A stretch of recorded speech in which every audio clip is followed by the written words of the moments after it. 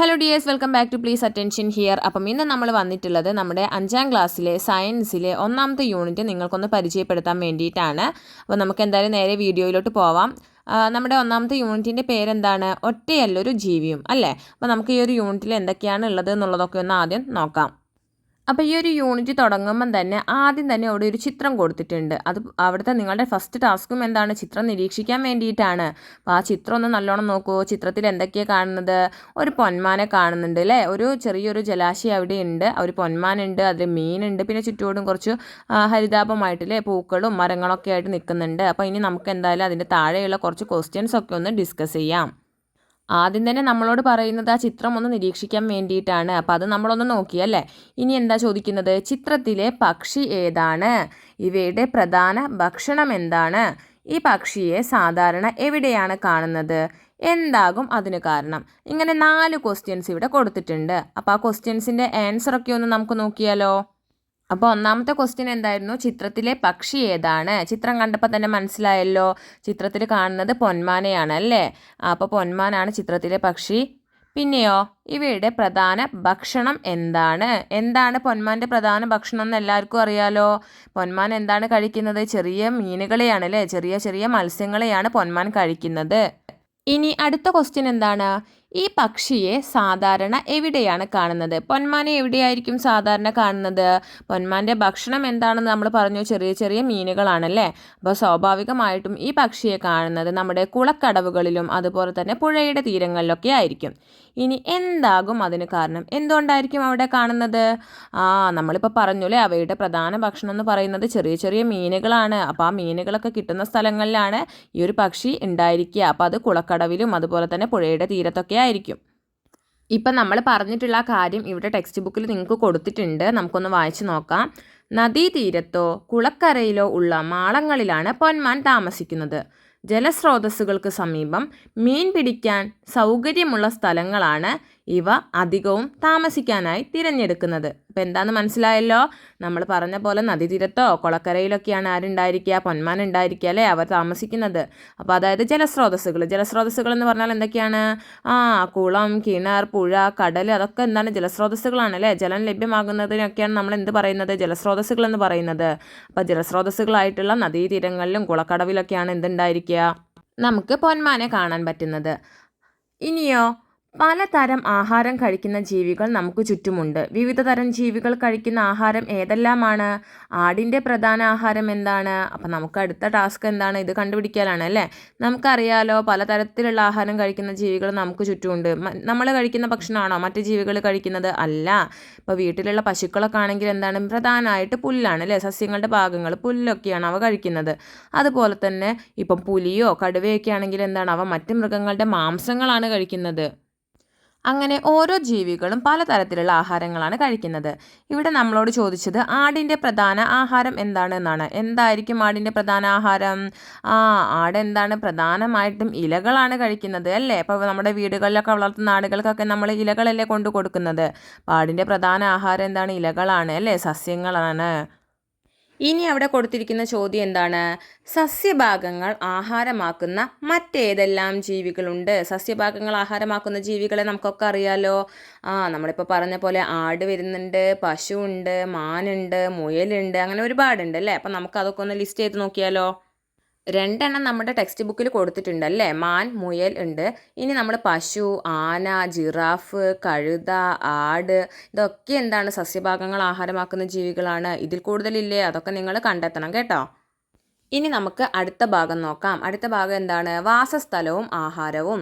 അപ്പോൾ അവിടെയും ഒരു ചിത്രം കൊടുത്തിട്ടുണ്ട്. അപ്പോൾ ആ ചിത്രം ഒന്ന് നല്ലോണം എല്ലാവരും ഒന്ന് നിരീക്ഷിക്കണം. അപ്പോൾ നിരീക്ഷിച്ചിട്ട് അതിന് താഴെ കുറച്ച് ക്വസ്റ്റ്യൻസ് ഉണ്ട്, അതൊക്കെ നമുക്ക് ചെയ്യാനുണ്ട്. ആദ്യം തന്നെ പറയുന്നത് ചിത്രത്തിലുള്ള ജീവികൾ ഏതെല്ലാമാണെന്ന് എഴുതൂ. അപ്പോൾ ചിത്രത്തിൽ എന്തൊക്കെ ജീവികളെ നിങ്ങൾ കാണുന്നുണ്ട് അതൊന്ന് നോക്കൂ. ചിത്രത്തിൽ എന്തൊക്കെയാണുള്ളത്? തവളയുണ്ട്, കൊക്കുണ്ട്, കാക്ക, ഒച്ച്, ആമ, അതുപോലെ പുൽച്ചാടി, ഒരു ഇഴജന്തു അവിടെ ഉണ്ട് അല്ലേ. ചേരിയോ നീർക്കോലി എന്തെങ്കിലുമൊക്കെ ആവും. പിന്നെ ഞണ്ടുണ്ട്, തുമ്പിയുണ്ട്, അങ്ങനെ ഒരുപാട് സാധനങ്ങളുണ്ട് അല്ലേ. അടുത്ത നിങ്ങളുടെ ടാസ്ക് എന്താണ്? ഇവയിൽ സസ്യങ്ങളെ ആഹാരമാക്കുന്ന ജീവികൾ ഏതെല്ലാമാണ്? അപ്പോൾ ചെറുമീനുകൾ എന്ന് അവിടെ കൊടുത്തിട്ടുണ്ട്. ഇനി എന്തൊക്കെ ഉണ്ടാവുമെന്ന് നമുക്ക് ലിസ്റ്റ് ചെയ്താലോ? അപ്പോൾ ചെറുമീനുകളെ കൂടാതെ പുൽച്ചാടി, പുഴു ഇവയൊക്കെ എന്താണ്? സസ്യങ്ങളെ ആഹാരമാക്കുന്ന ജീവികളാണ്. ഇനി അതിന് താഴെ ചെറുമീനുകളെ ആഹാരമാക്കുന്ന ജീവികൾ ഏതെല്ലാം ഉണ്ട് എന്ന് ചോദിക്കുന്നുണ്ട് അല്ലേ? അപ്പോൾ അതൊന്ന് നോക്കാം. ഏതൊക്കെയാണ്? കൊക്ക്, തവള, ഞണ്ട്, ആമ ഇവയൊക്കെ എന്താണ്? ചെറുമീനുകളെ ആഹാരമാക്കുന്ന ജീവികളാണല്ലേ. ഇനി ചിത്രത്തിലെ ഓരോ ജീവിയും എന്തിനെയെല്ലാം ആഹാരമാക്കുന്നു? നമുക്ക് നോക്കാം. ചെറുമീനുകൾ സസ്യങ്ങളെ ആഹാരമാക്കുന്നു. വലിയ മീനുകളോ? ചെറുമീനുകളെ ആഹാരമാക്കുന്നു.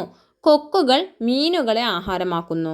വയലിലുള്ള മറ്റ് ജീവികളെയും ഉൾപ്പെടുത്തി ചിത്രീകരണം പൂർത്തിയാക്കാനാണ് പറയുന്നത്. അപ്പോൾ അടുത്തതായിട്ട് ഈ ഒരു വർക്കാണ് നിങ്ങൾ ചെയ്യേണ്ടത്. അപ്പം നമ്മൾ മുന്നേ ഒരു വയലുമായിട്ട് ബന്ധപ്പെട്ട ഒരു ചിത്രം നിരീക്ഷിച്ചിട്ടാണ് നേരത്തെ മുകളിൽ പറഞ്ഞിട്ടുള്ള ക്വസ്റ്റ്യൻസ് ഒക്കെ നമ്മൾ ചെയ്തിട്ടുണ്ടായിരുന്നത്.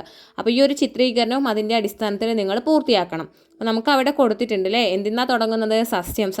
സസ്യത്തെ അല്ലേ, സസ്യാഹാരം കഴിക്കുന്ന അല്ലെങ്കിൽ സസ്യങ്ങളെ ഭക്ഷണമാക്കുന്ന ഒരു കുറച്ച് ഇത് കൊടുത്തിട്ടുണ്ട്. ചെറുമീനും പിന്നെ ഒരു ഡാഷ് കൊടുത്തിട്ടുണ്ട്. അവിടെ നിങ്ങൾ ഫില്ല് ചെയ്യണം.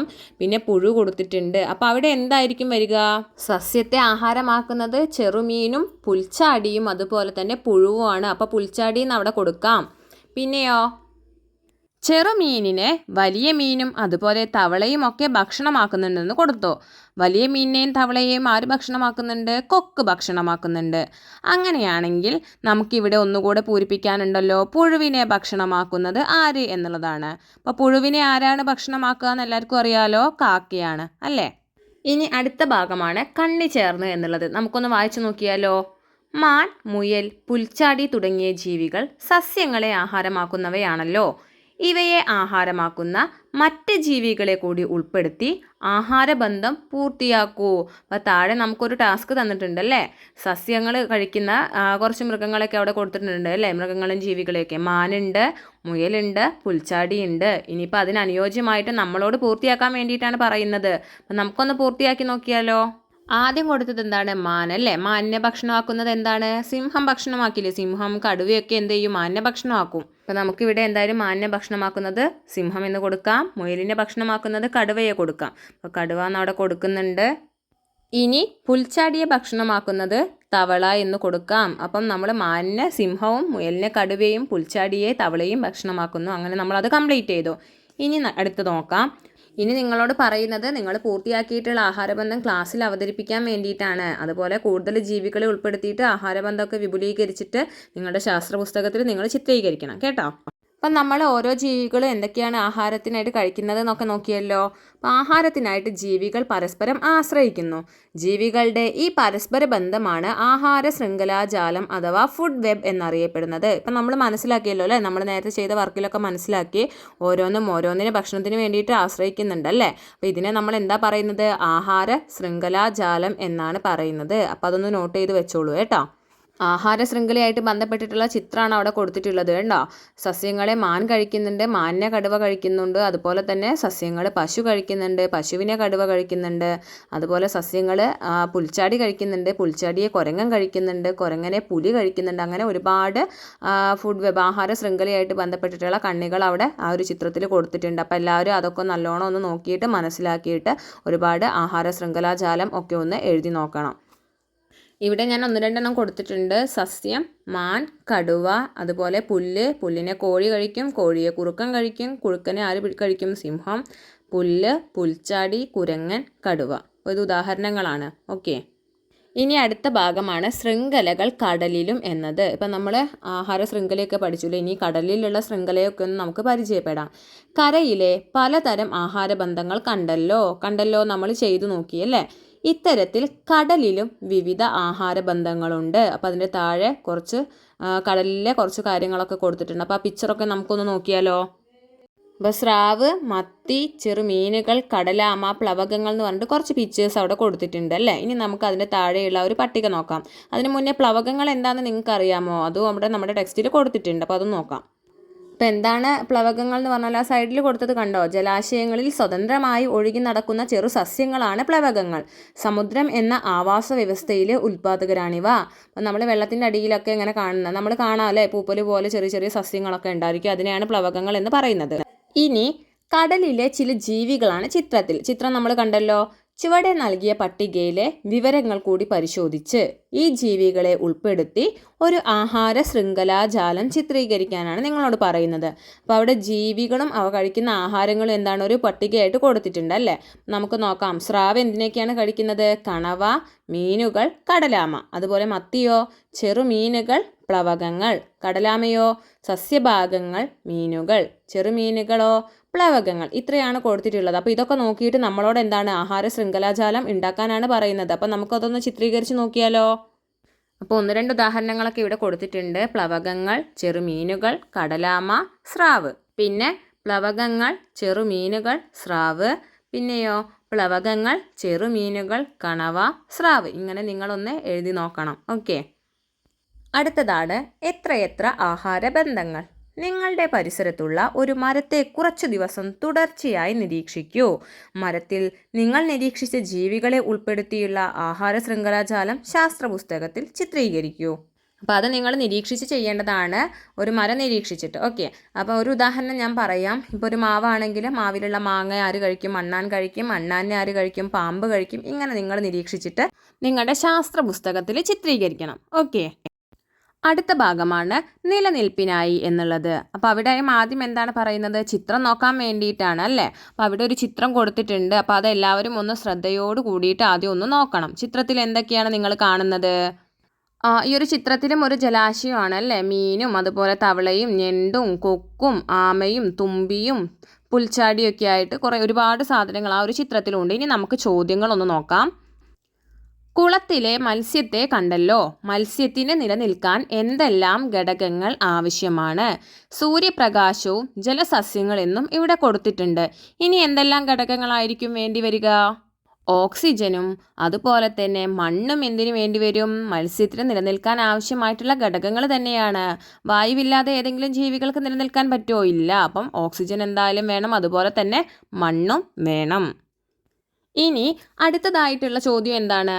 കുളത്തിലെ മറ്റ് ജീവികൾക്കും നിലനിൽക്കാൻ ഈ ഘടകങ്ങൾ ആവശ്യമില്ലേ? കുളത്തിലെ ഘടകങ്ങൾ തരംതിരിച്ച് പട്ടികപ്പെടുത്താനാണ് പറയുന്നത്. അപ്പോൾ അവിടെ കൊടുത്തിട്ടുണ്ട്. നിങ്ങൾ കണ്ടോ? ജീവനുള്ളവ, ജീവനില്ലാത്തവ എന്ന് വേർതിരിച്ച് അവിടെ കൊടുത്തിട്ടുണ്ട് അല്ലേ. അപ്പോൾ ഇനി നമ്മൾ ഈ ഒരു ജീവനുള്ളവ, ജീവനില്ലാത്തവ എന്നുള്ളതിൽ നമ്മളത് നോക്കിയിട്ട് ഒന്ന് എഴുതണം. അപ്പോൾ നമുക്ക് എന്തായാലും ഒന്ന് എഴുതി നോക്കിയാലോ.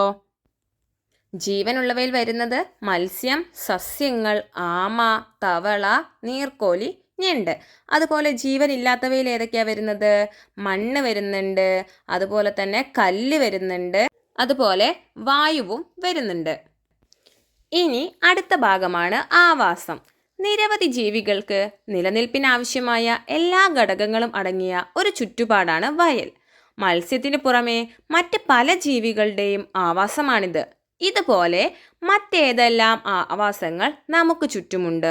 നിങ്ങളുടെ സ്കൂളിലെ ജൈവ വൈവിധ്യ ഉദ്യാനം നിരീക്ഷിക്കൂ. അപ്പം ആവാസത്തിനെ കുറിച്ചിട്ടാണ് അടുത്തൊരു ഭാഗത്ത് പറഞ്ഞിട്ടുള്ളത്. ഇവിടെ ഒരു ചോദ്യം കണ്ടില്ലേ? മറ്റേതെല്ലാം ആവാസങ്ങൾ നമുക്ക് ചുറ്റുമുണ്ട്? ഏതൊക്കെ ആവാസങ്ങളാണ് നമുക്ക് ചുറ്റുമുള്ളത്? നമുക്ക് ഉദാഹരണങ്ങൾ നോക്കിയാലോ. കാട്, കാവ്, പുഴ, കടൽ, മല, മരം ഇവയൊക്കെ എന്താണ്? വയൽ പോലെ തന്നെ പല ആവാസങ്ങൾക്കും ഉദാഹരണങ്ങളാണ്. ഇനി നിങ്ങളുടെ സ്കൂളിലെ ജൈവ വൈവിധ്യ ഉദ്യാനം നിരീക്ഷിക്കാൻ പറഞ്ഞിട്ടുണ്ട്. അവിടെ ഒരു ചിത്രം കണ്ടോ? ഒരു ജൈവ വൈവിധ്യ ഉദ്യാനത്തിൻ്റെ ഒരു ചിത്രം അവിടെ കൊടുത്തിട്ടുണ്ട്. അപ്പോൾ അത് നിരീക്ഷിച്ചിട്ട് നമുക്ക് താഴെയുള്ള ചോദ്യങ്ങൾക്കുള്ള ഉത്തരങ്ങളൊക്കെ ഒന്ന് എഴുതി നോക്കാം. നിങ്ങൾ എന്തൊക്കെയാണ് ആ ജൈവ വൈവിധ്യ ഉദ്യാനത്തിൽ കാണുന്നത്? ഒരുപാട് പൂമ്പാറ്റകളുണ്ട്, തുമ്പിയുണ്ട്, പല നിറങ്ങളിലുള്ള പൂക്കളുണ്ട്, മരങ്ങളുണ്ട്, അങ്ങനെ ഒരുപാട് കാര്യങ്ങൾ ആ ഒരു ജൈവ വൈവിധ്യ ഉദ്യാനത്തിലുണ്ട് അല്ലേ. അപ്പം നമുക്ക് ആ ക്വസ്റ്റ്യൻസ് നോക്കാം. ഏതെല്ലാം ജീവികളുടെ ആവാസമാണ് ജൈവ വൈവിധ്യ ഉദ്യാനം? നമ്മളിപ്പോൾ പറഞ്ഞല്ലോ ഏതൊക്കെയാണ്? പൂമ്പാറ്റ, തുമ്പി, വണ്ടുകൾ, തേനീച്ച തുടങ്ങിയിട്ടുള്ള ജീവികളുടെയൊക്കെ ആവാസമാണ് ജൈവ വൈവിധ്യ ഉദ്യാനം അല്ലേ. ഈ ജീവികളുടെ നിലനിൽപ്പിന് അനുകൂലമായ എന്തെല്ലാം സാഹചര്യങ്ങൾ ജൈവ വൈവിധ്യ ഉദ്യാനത്തിലുണ്ട്? പൂമ്പൊടിയും അതുപോലെ തേനൊക്കെ അവിടെ ഉള്ളത് കൊണ്ടാണ് ഇത്തരം ജീവികൾ അവിടെ ആവാസമായിട്ട് കണ്ടിട്ട് അവിടെ നിൽക്കുന്നത് അല്ലേ. ജൈവ വൈവിധ്യ ഉദ്യാനത്തിലെ ജീവനുള്ള ഘടകങ്ങളെയും ജീവനില്ലാത്ത ഘടകങ്ങളെയും ഉൾപ്പെടുത്തി ക്ലാസ്സിൽ ഒരു റോൾ പ്ലേ അവതരിപ്പിക്കൂ. അതുപോലെ തന്നെ നിങ്ങളുടെ ജൈവ വൈവിധ്യ ഉദ്യാനം നിരീക്ഷിച്ച് ഒരു കുറിപ്പ് തയ്യാറാക്കാനും ഉണ്ട്. അപ്പോൾ നിരീക്ഷണ കുറിപ്പിൽ എന്തെല്ലാം ഉൾപ്പെടുത്തണം എന്നുള്ളത് ആ സൈഡിൽ കൊടുത്തിട്ടുണ്ട്. നിരീക്ഷണത്തിൻ്റെ ഉദ്ദേശം വേണം, സാമഗ്രികൾ ബ്രാക്കറ്റിൽ എന്ത് കൊടുത്തിട്ടുണ്ട്? ആവശ്യമെങ്കിൽ. ഇനിയോ നിരീക്ഷണ സാഹചര്യം, എവിടെ, എങ്ങനെ, എപ്പോൾ തുടങ്ങിയവയൊക്കെ എന്താണ് നിരീക്ഷണക്കുറിപ്പിൽ ഉണ്ടായിരിക്കണം. അതുപോലെ കണ്ടെത്തലുകളും നിഗമനങ്ങളും ഒക്കെ അതിൽ രേഖപ്പെടുത്തണം. ഇനി ജീവനില്ലാത്ത ഘടകങ്ങളെ ആശ്രയിച്ചു മാത്രമേ ജീവനുള്ളവയ്ക്ക് നിലനിൽക്കാനാവൂ. ഈ പ്രസ്താവനയോട് നിങ്ങൾ യോജിക്കുന്നുണ്ടോ? എന്തുകൊണ്ട്? യോജിക്കുന്നുണ്ടോ? ഇല്ല, യോജിക്കാൻ വേണ്ടി പറ്റില്ല അല്ലേ? കാരണം എന്താണ്? ജീവനുള്ള ഘടകങ്ങളെയും നാം എന്ത് ചെയ്യുന്നുണ്ട്? ആശ്രയിക്കാറുണ്ട്. ഓക്കെ. ഇനി ഓരോ ജീവിക്കും അനുയോജ്യമായ ആവാസമുണ്ട്. കൂട്ടുകാരുമായി ചർച്ച ചെയ്ത് ആവാസം എന്നതിന് ഒരു നിർവചനം രൂപീകരിക്കൂ. എന്താണ് ആവാസം? ജീവികൾക്ക് നിലനിൽപ്പിനാവശ്യമായ എല്ലാ ഘടകങ്ങളും അടങ്ങിയ സ്വാഭാവിക ചുറ്റുപാടിനെയാണ് ആവാസം എന്ന് പറയുന്നത്. നിങ്ങളുടെ ചുറ്റുപാട് നിരീക്ഷിച്ച് വിവിധ തരം ആവാസങ്ങൾ കണ്ടെത്തൂ. നമ്മുടെ ചുറ്റുപാടും എന്തൊക്കെ തരത്തിലുള്ള ആവാസങ്ങളാണുള്ളത്? കുളം, പുഴ, മല, വയൽ, മരം, കാവ് തുടങ്ങി ഒട്ടനവധി ആവാസങ്ങൾ നമ്മുടെ ചുറ്റുപാടുമുണ്ട് അല്ലേ? ഇനിയോ ചിത്രം നോക്കൂ. ഏതെല്ലാം ആവാസങ്ങളാണ് കാണുന്നത്? അപ്പോൾ താഴെ കൊടുത്തിട്ടുള്ള ചിത്രം എന്ന് എല്ലാവരും നോക്കൂ. 4 ചിത്രങ്ങളാണ് അവിടെ കൊടുത്തിട്ടുള്ളത് അല്ലേ? അപ്പം 4 തരത്തിലുള്ള ആവാസ വ്യവസ്ഥകളാണ് ഈ ഒരു ചിത്രത്തിലുള്ളത്. അപ്പോൾ ഏതൊക്കെയാണ്? 2 എണ്ണം അവിടെ കൊടുത്തിട്ടുണ്ട്. ഇവിടെ നമുക്ക് പുൽമേടും അതുപോലെ തന്നെ മരുഭൂമിയിലെ ഒന്നാമത്തെ ചിത്രം പുൽമേടും രണ്ടാമത്തേത് മരുഭൂമിയാണ്. മൂന്നാമത്തെ ചിത്രം എന്താണ്? കണ്ടൽക്കാടാണ്. നാലാമത്തേതോ ധ്രുവപ്രദേശമാണ്. ഇങ്ങനെ 4 എണ്ണമാണ് അവിടെ കൊടുത്തിട്ടുള്ളത്. അടുത്തത് ആഹാര കാർഡാണ്. 2 ജീവികളുടെ ആഹാര കാർഡാണ് ചിത്രത്തിൽ തന്നിരിക്കുന്നത്. ഏതൊക്കെ ജീവികളുടെയാണ്? ഒന്നാമത്തെ ചിത്രത്തിൽ കാക്കയാണ് അല്ലേ? കാക്കയുടെ ആഹാരം എന്താണ്? ചെറുജീവികൾ, പഴങ്ങൾ, ധാന്യങ്ങൾ, ഭക്ഷണാവശിഷ്ടങ്ങൾ, മൃതാവശിഷ്ടങ്ങൾ. അതുപോലെ രണ്ടാമത്തെ ചിത്രത്തിൽ ജീവി ആടാണ്. ആടിൻ്റെ ആഹാരം എന്താണ്? പുല്ല്, ഇലകൾ, ധാന്യങ്ങൾ. ഇത്തരത്തിൽ മറ്റ് 2 ജീവികളുടെ ആഹാര കാർഡ് നിങ്ങളോട് തയ്യാറാക്കാനാണ് പറഞ്ഞിട്ടുള്ളത്. അപ്പം നമുക്കൊന്ന് തയ്യാറാക്കി നോക്കിയാലോ? അപ്പോൾ ഒന്നാമത്തെ ജീവിയെ കൊടുത്തിട്ടുള്ളത് കോഴിയാണ്. കോഴിയുടെ ആഹാരം എന്താണ്? പ്രാണികൾ, ധാന്യങ്ങൾ, ഇലകൾ ഇതൊക്കെയാണല്ലേ? ഇനിയോ രണ്ടാമത്തെ ജീവി ആനയാണ്. ആനയുടെ ആഹാരം എന്താണ്? ധാന്യങ്ങൾ, പഴങ്ങൾ, പനയോല, സസ്യങ്ങൾ. ഇനി എന്തൊക്കെയാണെന്നുള്ളതെന്ന് വെച്ചാൽ നിങ്ങൾക്ക് ഇതിൽ കൂട്ടിച്ചേർക്കാം. ഓക്കെ. ഇനി വരുന്നത് കൂടിയാലും കുറഞ്ഞാലും ആഹാര ശൃംഖലാജാലം പരിശോധിക്കുവാനാണ് നിങ്ങളോട് പറഞ്ഞിട്ടുള്ളത്. അപ്പോൾ ഇവിടെ ഒരു ആഹാര ശൃംഖല കൊടുത്തിട്ടുണ്ടല്ലേ? അപ്പോൾ അതൊന്ന് നല്ലോണം എല്ലാവരും ഒന്ന് നിരീക്ഷിക്കുക. എന്നിട്ട് നമുക്ക് താഴെ പറയുന്ന കാര്യങ്ങളൊക്കെ ഒന്ന് നോക്കാം. ഇവിടെ ഒരു സസ്യത്തിൽ നിന്നാണ് ആഹാര ശൃംഖല തുടങ്ങുന്നത് അല്ലേ? ഒരു ചെടി അവിടെ കൊടുത്തിട്ടുള്ളത് കണ്ടില്ലേ? അതിനെ ആരൊക്കെ കഴിക്കുന്നുണ്ട്? പുൽച്ചാടി, കാട്ടുപോത്ത്, മാൻ അല്ലേ? പിന്നെയോ പുൽച്ചാടിയെ പിന്നെ കോഴി, കോഴിയെ പിന്നെ കുറുക്കൻ, കുറുക്കനെ കടുവ, കാട്ടുപോത്തിനെ കടുവ, മാനിനെയും കടുവ. അപ്പോൾ കണ്ടല്ലോ. ഇനി നമുക്ക് താഴെയുള്ള ആ ചോദ്യം ഒന്ന് നോക്കാം. ഈ ആവാസ വ്യവസ്ഥയിൽ നിന്നും കടുവകളില്ലാതായാൽ എന്തു സംഭവിക്കും? ഏതെല്ലാം ജീവികളുടെ എണ്ണം വർദ്ധിക്കും? ഏതൊക്കെ ജീവികളുടെ എണ്ണമാണ് വർദ്ധിക്കുക? കുറുക്കൻ, കാട്ടുപോത്ത്, മാൻ ഇവയുടെയൊക്കെ എന്താണ്? എണ്ണം വർദ്ധിക്കും അല്ലേ? എന്താണ്? കടുവ ഇവയൊന്നും എന്താണ്? പിടിച്ച് ഭക്ഷണമാക്കില്ല. അതുകൊണ്ട് ഇവയുടെയൊക്കെ എണ്ണം വർദ്ധിക്കും. അടുത്തൊരു ചോദ്യമാണ്, മാനുകളുടെ എണ്ണം കൂടിയാൽ എന്ത് സംഭവിക്കും? എന്താ സംഭവിക്കുക? മാനുകളുടെ എണ്ണം കൂടിക്കഴിഞ്ഞാൽ സസ്യങ്ങൾ തികയാതെ വരും. കാരണം മാൻ എന്താണ് ഭക്ഷണമാക്കുന്നത്? സസ്യങ്ങളാണ്. അപ്പം മാനുകളുടെ എണ്ണം ഇങ്ങനെ പെരുകി പെരുകി വരുമ്പം അവയ്ക്കെല്ലാം വേണ്ടുന്ന സസ്യങ്ങൾ ഇല്ലാതെ വരും. എന്തുകൊണ്ട് കടുവ സംരക്ഷണം? ഭക്ഷ്യശൃംഖലയിലെ ഏറ്റവും ഉയർന്ന കണ്ണിയിൽപ്പെടുന്ന ജീവിയാണ് കടുവ.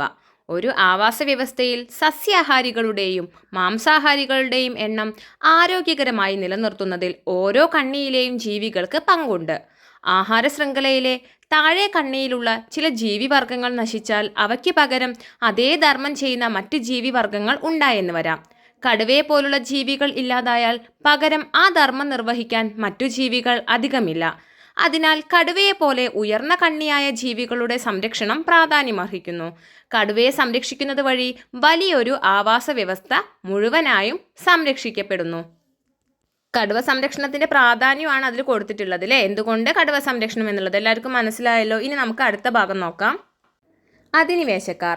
ആഫ്രിക്കൻ ഭൂഖണ്ഡത്തിൽ കാണപ്പെടുന്ന ഒരു മത്സ്യമാണ് ആഫ്രിക്കൻ മുഷി.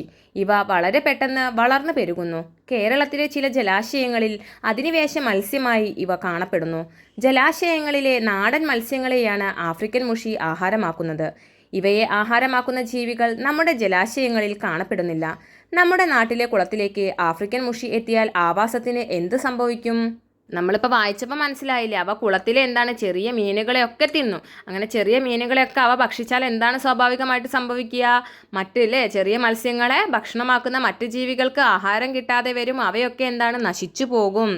പിന്നെയോ ഈ ഒരു ആഫ്രിക്കൻ മുഷിയെ ഭക്ഷണമാക്കുന്ന മീനുകളൊന്നും നമ്മുടെ ഒന്നും ജലാശയങ്ങളിൽ ഇല്ല അല്ലേ? നിങ്ങളുടെ പ്രദേശത്ത് ഇത്തരത്തിലുള്ള ഏതെങ്കിലും അധിനിവേശ ജന്തുക്കളും സസ്യങ്ങളും ഉണ്ടോ എന്ന് കണ്ടെത്തൂ.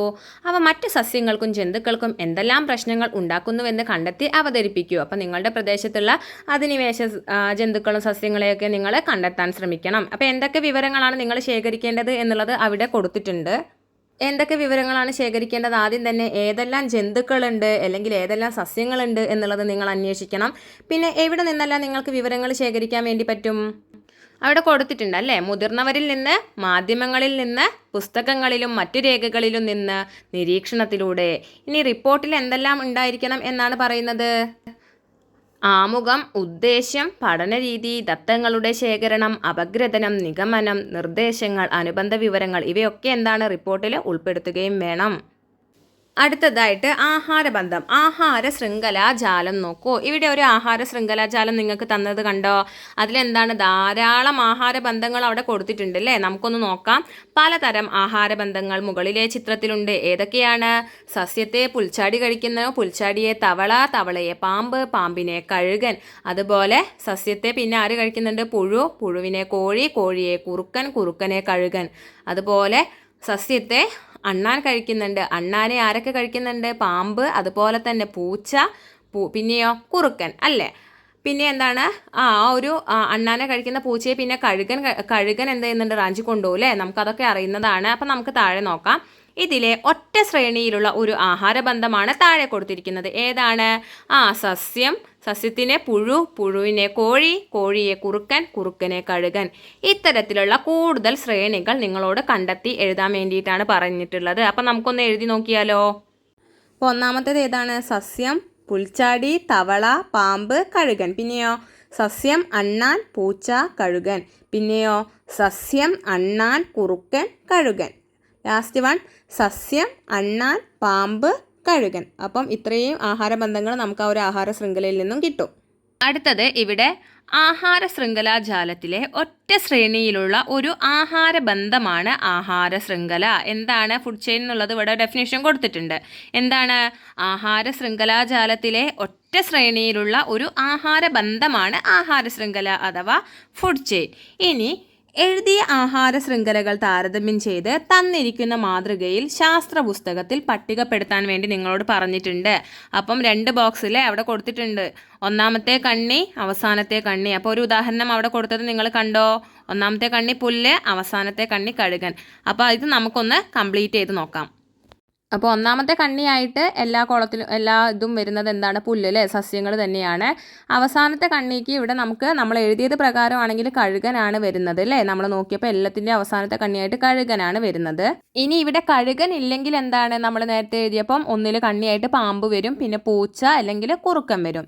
ഇനി ഇതൊന്നും അല്ലാതെ നമ്മൾ അവസാനത്തെ കണ്ണിയായിട്ട് കഴുകൻ അല്ലെങ്കിൽ എന്താണ്? സിംഹം, കടുവ, ഇതൊക്കെയാണ് എന്ത്?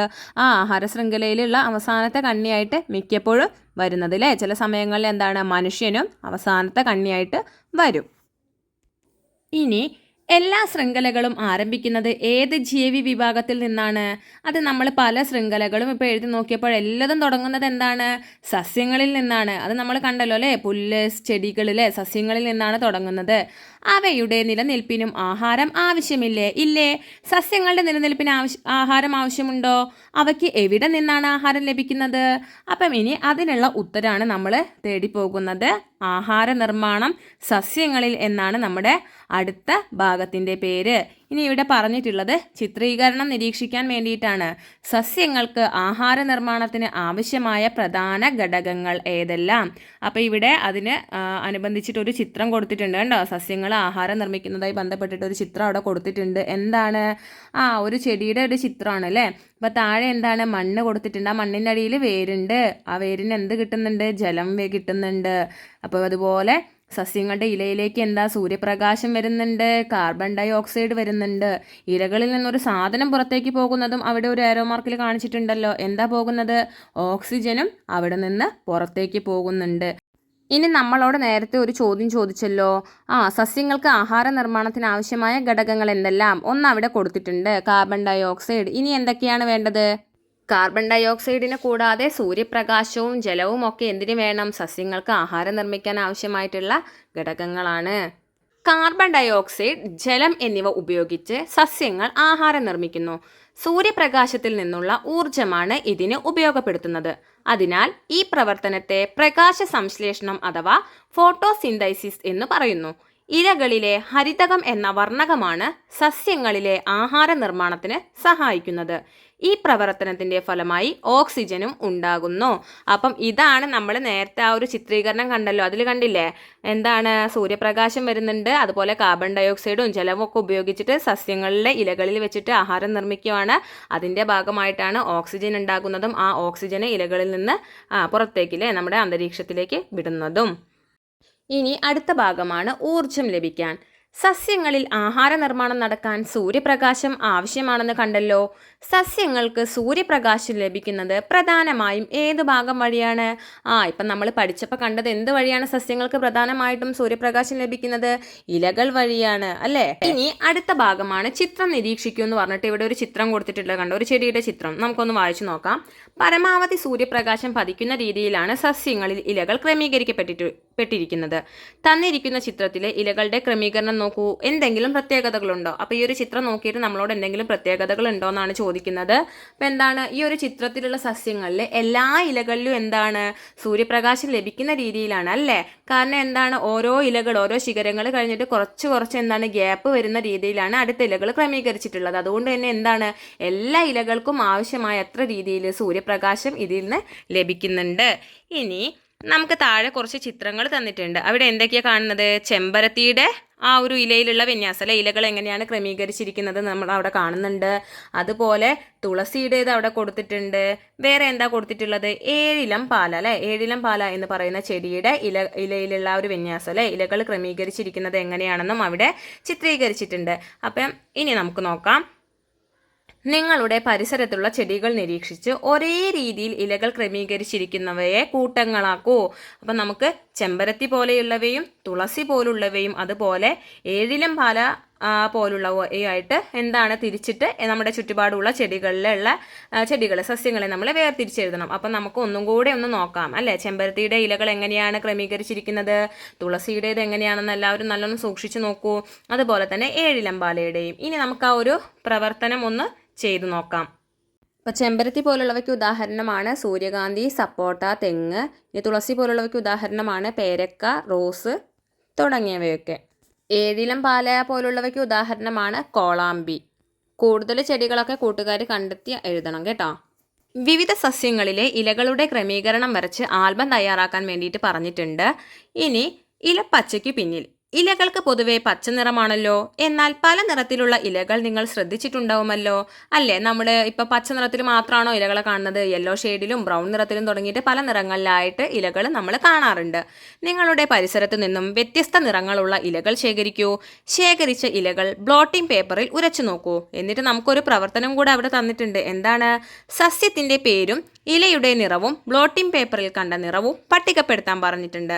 അപ്പോൾ എന്തായാലും അത് നിങ്ങൾ സ്കൂളിൽ നിന്നൊക്കെ ഒന്ന് ചെയ്ത് നോക്കണം, നിങ്ങളുടെ വീട്ടിൽ നിന്നൊക്കെ അതൊന്ന് ചെയ്ത് നോക്കുക. നമുക്ക് എന്താണ് ഈ ഒരു പട്ടിക ഒന്ന് പൂരിപ്പിക്കാം.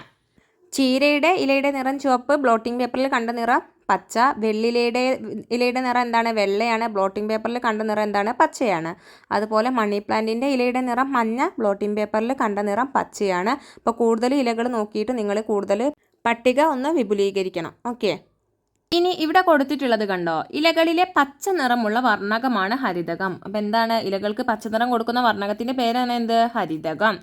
ഇനി പല നിറം എന്ന് പറഞ്ഞിട്ട് ഇവിടെ കൊടുത്തിട്ടുണ്ട്. നിങ്ങളുടെ സ്കൂളിലെ ജൈവവൈവിധ്യ ഉദ്യാനം നിരീക്ഷിക്കൂ. നിങ്ങളുടെ സ്കൂളിലുള്ള എന്താണ് ജൈവവൈവിധ്യ ഉദ്യാനം നിരീക്ഷിച്ച് ചെയ്യാനുള്ളതാണ്. വിവിധ നിറങ്ങളിലുള്ള പൂക്കളും ഇലകളും കാണുന്നില്ലേ? പച്ച നിറത്തിന് കാരണം ഹരിതകമാണെന്ന് കണ്ടല്ലോ, നമ്മൾ പറഞ്ഞല്ലേ. ഇലകൾക്ക് പച്ചനിറം കൊടുക്കുന്നത് എന്താണ്? ഹരിതകമാണ്. മറ്റു നിറങ്ങൾക്ക് കാരണമായ വർണ്ണകങ്ങൾ ഏതെല്ലാമാണ്? പട്ടികയിൽ കൊടുത്തിട്ടുണ്ട് അല്ലേ. ഇവിടെ എന്തൊക്കെയാണ്? ചുവപ്പ് നിറം നൽകുന്ന വർണ്ണകത്തിൻ്റെ പേരെന്താണ്? ആന്തോ സയാനിനാണ്. ഓറഞ്ച് നിറം നൽകുന്നത് എന്താണ്? കരോട്ടിൻ. മഞ്ഞ നിറം കൊടുക്കുന്നത് സാന്തോഫിൽ. അപ്പോൾ ഈ വർണ്ണവസ്തു, ഓരോ നിറം കൊടുക്കുന്ന വർണ്ണവസ്തുവിൻ്റെ പേര് നിങ്ങൾ ഒന്ന് നല്ലോണം നോക്കി വെക്കണം. ചുവപ്പ് ആന്തോ സയാനിനും ഓറഞ്ച് കരോട്ടിനും, മഞ്ഞ സാന്തോഫിലും. ഇനി നമുക്ക് അടുത്ത ഭാഗം ഒന്ന് നോക്കാം. വാതക വിനിമയം സസ്യങ്ങളിൽ. പ്രകാശ സംശ്ലേഷണത്തിന് ഉപയോഗിക്കുന്ന വാതകമാണ് കാർബൺ ഡൈ ഓക്സൈഡ് എന്ന് നിങ്ങൾ മനസ്സിലാക്കിയല്ലോ. നമ്മൾ പ്രകാശ സംശ്ലേഷണം പഠിച്ച സമയത്ത് നമ്മൾ കണ്ടു അല്ലേ, കാർബൺ ഡൈ ഓക്സൈഡിനെ നമ്മൾ അവിടെ കണ്ടു. ഇവയിൽ ഏത് വാതകമാണ് ജീവികൾ ശ്വസനത്തിന് ഉപയോഗിക്കുന്നത്? ഏത് വാതകമായിരിക്കും ജീവികൾ ശ്വസനത്തിന് ഉപയോഗിക്കുന്നത്? എല്ലാ ജീവികളും എന്താണ് ശ്വസിക്കാൻ വേണ്ടിയിട്ട്? ഓക്സിജൻ ആണ് അല്ലേ. അന്തരീക്ഷത്തിൽ കാർബൺ ഡൈ ഓക്സൈഡ് മാത്രമാണോ ഉള്ളത്? ആണോ? അന്തരീക്ഷത്തിൽ കാർബൺ ഡൈ ഓക്സൈഡ് മാത്രമാണോ ഉള്ളത്? ഇനി അന്തരീക്ഷത്തിലെ വാതകങ്ങളുടെ അളവ് കാണിക്കുന്ന ഒരു ചിത്രീകരണം അവിടെ കൊടുത്തിട്ടുണ്ട്. എന്തൊക്കെയാണ്? ഓക്സിജൻ ഉണ്ട്, കാർബൺ ഡൈ ഓക്സൈഡ്, ആർഗൺ, മറ്റുള്ളവ, നൈട്രജൻ, ഇങ്ങനെ ഒരുപാട് വാതകങ്ങൾ നമ്മുടെ അന്തരീക്ഷത്തിലുണ്ട്. ഇനി ഊർജം ലഭിക്കാനാണ് ജീവികൾ ശ്വസിക്കുന്നത്. സസ്യങ്ങൾക്കും ഊർജം ആവശ്യമില്ലേ? ഊർജം ആവശ്യമുണ്ടോ? എന്താ, നമുക്ക് അടുത്ത ഭാഗം ഒന്ന് നോക്കാം.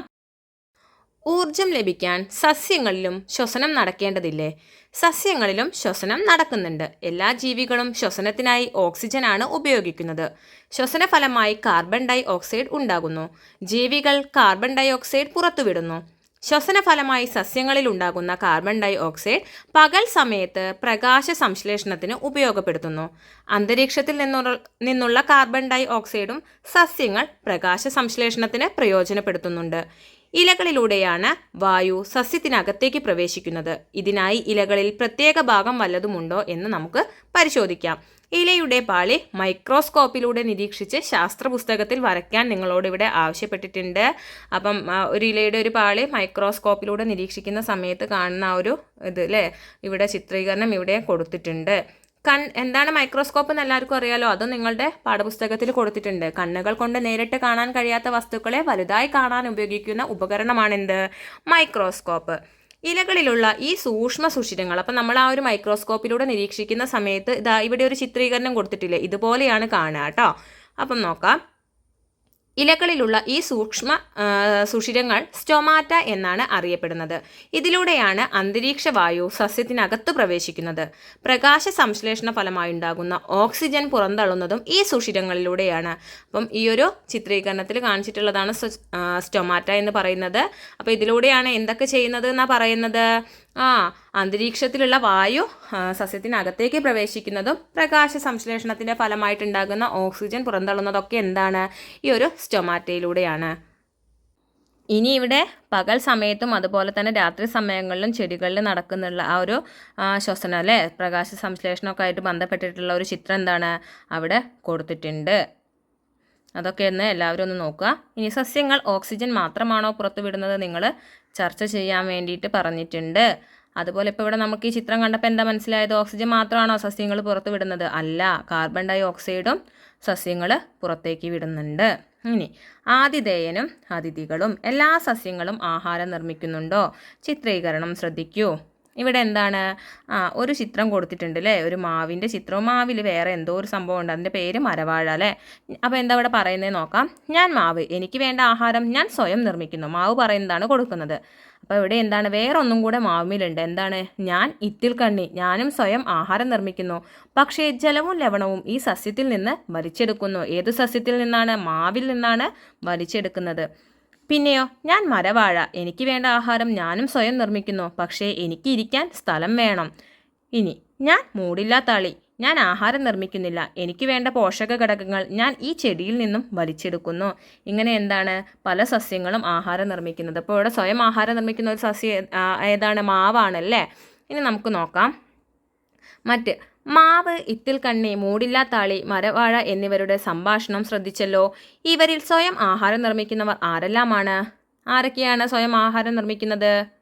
മാവ്, ഇത്തിൽ കണ്ണി, മരവാഴ എന്നിവയൊക്കെയാണ് സ്വയം ആഹാരം നിർമ്മിക്കുന്നത്.